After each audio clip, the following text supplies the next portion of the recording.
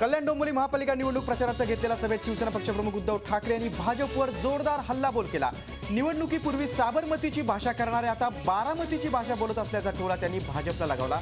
पंतप्रधान नरेंद्र मोदींच्या मन की बातची त्यांनी खिल्ली उडवली।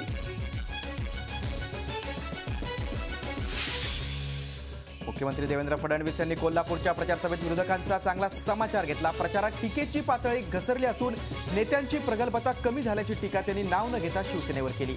तर 15 वर्षांपासून लुटणारे आता 1 वर्षात आमचा हिशोब मागत असल्याचा टोला काँग्रेस आणि राष्ट्रवादीला लगावला।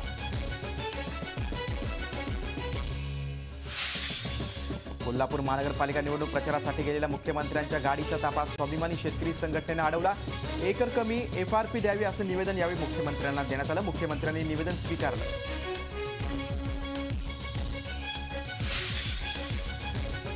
मुंबई महापालिकेत शिवसेना आणि भाजपमध्ये पुन्हा जुंपली आहे। यावेळी शांभी जोगी यांना शिक्षणाधिकारी पदावरून हटवल्यावरून वाद सुरू झालेत। शांभी जोगी यांना शिक्षणाधिकारी पदावर ठेवण्यासाठी शिवसेना अनुकूल आहे, तर भाजपला जोगी यांना पदावरून हटवायचंय। दुष्काळग्रस्त मराठवाड्यात 11वी पासून पदवीपर्यंत शिक्षण घेणाऱ्या विद्यार्थ्यांसाठी ST पास मोफत करण्यात आलाय। या योजनेला स्वाती अभय योजना असं नाव देण्यात आलंय। परिवहन मंत्री दिवाकर रावते यांनी याबाबत घोषणा केली। लातूरच्या स्वाती पिटले या विद्यार्थिनीनं पासला पैसे नसल्यामुळे आत्महत्या केल्यानंतर सरकारला याबाबत जाग आली।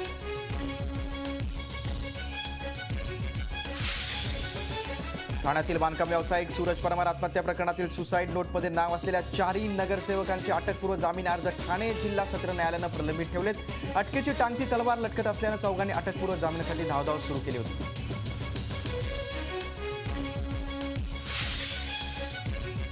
महाराष्ट्र सरकारच्या रेड कॉर्नर नोटीसवरून छोटा राजनला अटक झाल्याची माहिती मुख्यमंत्री देवेंद्र फडणवीस यांनी दिली आहे। राजनप्रमाणेच दाऊदलाही पकडण्याचे केंद्राचे प्रयत्न सुरू असल्याचं त्यांनी सांगितलंय। छोट्या राजनला भारतात आणल्यास त्याची रवानगी ऑर्थर रोड कारागृहात कसाबला ठेवलेल्या कोठडीत होण्याची शक्यता आहे।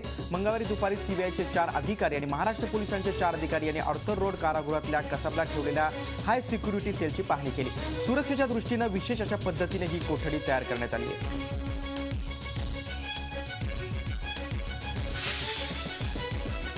छोट्या राजांचं हस्तांतरण ही वेळखाऊ आणि खर्चिक प्रक्रिया असेल असं विशेष सरकारी वकील उज्ज्वल निकम यांनी म्हटलंय। हस्तांतरणापेक्षा भारत सरकारनं डिपोर्टेशनसाठी प्रयत्न करावेत असा सल्ला त्यांनी दिला।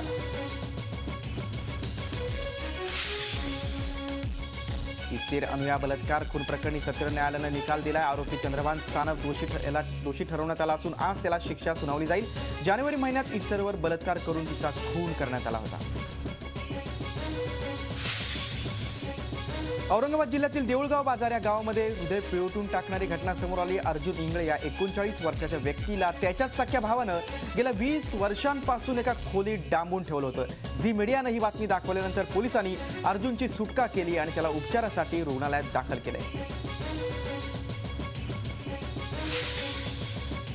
नागपूरच्या सीताबर्डी भागात त्रिमूर्ती इलेक्ट्रॉनिक्स नावाच्या दुकानातून एका व्यक्तीनं पेन ड्राईव्ह विकत घेतला, पण पेन ड्राईव्ह चालत नसल्याची तक्रार घेऊन तो दुकानात आला। दुकानात पेन ड्राईव्ह व्यवस्थित चालत असल्याचं उघड झालं। त्यावर चिडलेल्या ग्राहकांनी थेट तलवारीनं दुकानदारावर हल्ला केला। नांदेडच्या शासकीय मागासवर्गीय मुलांच्या वसतिगृहावर गुंडांनी हल्ला केला। मेच्या निकृष्ट जेवणाची तक्रार केल्यानं या गुंडांनी धुडकूस घातला। शहरातल्या नागार्जुन नगरात असलेल्या सामाजिक न्याय व विशेष सहाय्य विभागाच्या वसतिगृहात हा प्रकार घडलाय। आदिवासी मुलांवर हल्ला झाल्यानंतरही समाज कल्याण विभाग याबाबत बोलण्यास तयार नाही। मुलुंडमधील अगरवाल पालिका रुग्णालयात मृतांच्या नातेवाईकांनी रुग्णालयाची तोडफोड केली। रमेश गुप्ता या व्यक्तीला पोटात दुखत असल्यामुळे रुग्णालयात दाखल करण्यात आलं होतं। उपचारादरम्यान त्याला मृत घोषित करण्यात आलं। त्यापूर्वी कसलीच माहिती डॉक्टरांनी दिली नव्हती असा नातेवाईकांचा आरोप होता आणि त्यातूनच वाद निर्माण झाला। लाचलुचपत प्रतिबंधक विभागाने पुण्यात मोठी कारवाई केली आहे। सहाय्यक विक्रीकर आयुक्त सोमनाथ नलावडे यांना 13 लाखांची लाच घेताना रंगेहात अटक करण्यात आली। त्यांनी 23 लाखांची लाच मागितली होती। खालापूर पंचायत समितीचे शिवसेना सदस्य निवृत्त पिंगळे आणि विस्तार अधिकारी अशोक शेगावकर यांना अलिबाग सत्र न्यायालयानं 29 ऑक्टोबरपर्यंत पोलीस कोठडी सुनावली आहे। 2.5 लाखांची लाच स्वीकारताना दोघांना रंगेहात पकडण्यात आलं होतं।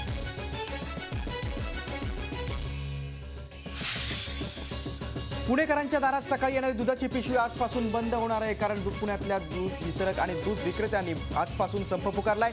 दूध विक्रीवर मिळणारं कमिशन वाढून मिळावं अशी वितरक आणि विक्रेत्यांची मागणी आहे।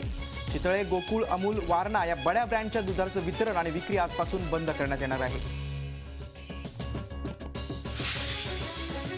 दिवाळीच्या तोंडावर तुरडाळ स्वस्त होण्याचे चिन्ह दिसू लागलेत. अगदी काल परवापर्यंत 200 रुपयांवर पोहोचलेली तुरडाळ नवी मुंबईच्या एपीएमसी मार्केटमध्ये तब्बल 130 रुपयांपर्यंत खाली आली आहे. राज्य सरकारनं सुरू केलेल्या छापांच्या पार्श्वभूमीवर डाळीचे भाव धाडकन खाली आले.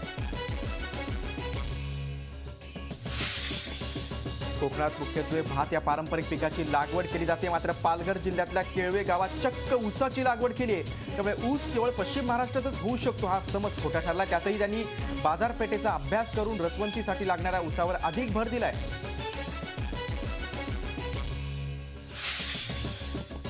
मजुरांच्या मागण्यांसंदर्भात ग्रामविकास मंत्री पंकजा मुंडे आणि साखर संघाच्या लवादानं बैठक घेऊन करार करण्यात आला. त्यानंतर ऊस तोडणी कामगारांचा संप मागे घेतल्याचं जाहीर करण्यात आलं. मात्र करार करताना ऊस तोडणी कामगार संघटनाला विश्वासात न घेतल्यानं हा ऊस तोडणी कामगारांचा विश्वासघात केल्याची टीका होती.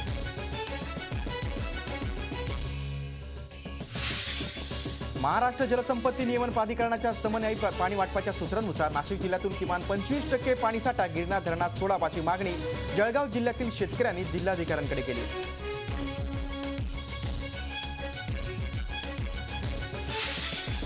आता पाहूया देश विदेशातल्या बातम्या.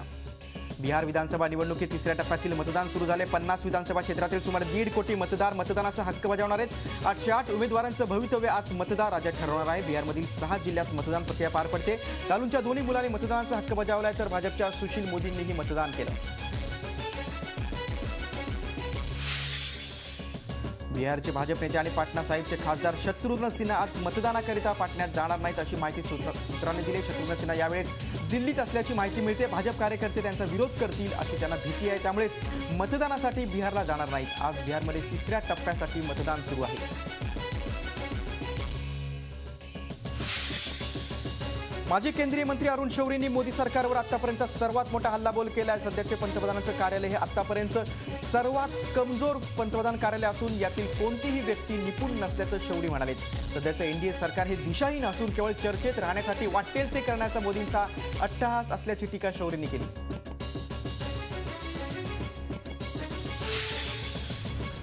केरळ भवनमधील गोमांस वादाप्रकरणी मुख्यमंत्री चांडी यांनी पंतप्रधान नरेंद्र मोदी यांना पत्र लिहिलं. या प्रकरणी केरळच्या खासदारांनीही जोरदार प्रदर्शनं केली.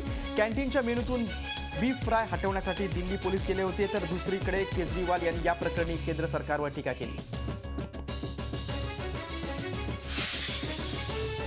डुक्कर, बैल, गाय आणि इतर काही प्राण्यांच्या मांसाचं सेवन केल्यानं कर्करोग होण्याची शक्यता धूम्रपानापेक्षा 10 पट जास्त असल्याचा खळबळजनक अहवाल जागतिक आरोग्य संघानं दिलाय. आंतरराष्ट्रीय कॅन्सर संशोधन समितीनं नुकताच हा अहवाल जागतिक आरोग्य संघटनेकडे सोपवला होता.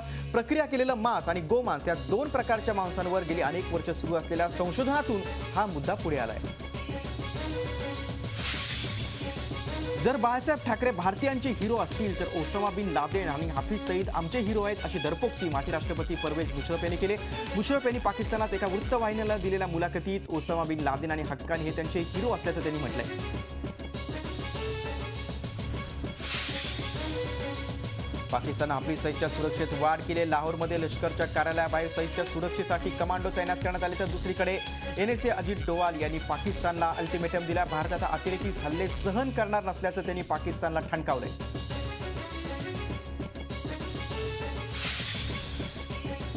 फेसबुकचे सीईओ मार्क झुकरबर्ग आज IIT दिल्लीमध्ये 11:30 वाजता town hall station and answer सेशनमध्ये सहभाग घेणार आहेत. मोदी पंतप्रधान बनल्यानंतर झुकरबर्गचा हा दुसरा भारत दौरा आहे. दिवाळीला दिल्लीत फटाक्यांवर बंदी घालण्याच्या निर्णयावर आज सुप्रीम कोर्टात सुनावणी होणार आहे. केंद्रानं प्रतिज्ञापत्रात फटाके प्रदूषणासाठी एकमेव कारण असल्याचं सांगत यावर याआधीच गाईडलाईन्स असल्याचं सांगितलं होतं. सुप्रीम कोर्टानं 3 मुलांच्या याचिकेवर केंद्र सरकार, दिल्ली सरकार आणि दिल्ली पोलिसांना नोटीस पाठवली होती. शिमल्यातील कुलू मनालीत हजारो महिलांनी एकत्र येऊन बेटी बचाओ या मोहिमेसाठी एकत्र पारंपरिक नृत्य केलंय. हजारो महिलांनी पारंपरिक वेशभूषेत येऊन शिमल्यातील संस्कृतीचं दर्शन घडवलं. या अभिनव उपक्रमाची गिनीज बुक ऑफ वर्ल्ड रेकॉर्डमध्ये नोंद होणार आहे. एकाच वेशभूषेत पारंपरिक नृत्य करणाऱ्या महिलांनी सर्वांचीच मनं जिंकली.